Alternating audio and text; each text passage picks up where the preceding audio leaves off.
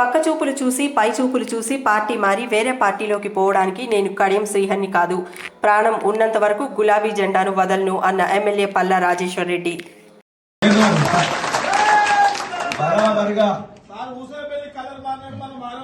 మనం ఎట్టి పరిస్థితుల్లో మనం 5 సంవత్సరాలు మనకి ఎన్నిక ప్రజలు ఇచ్చిండ్రు, గులాబీ జెండా మీద ఇచ్చిండ్రు.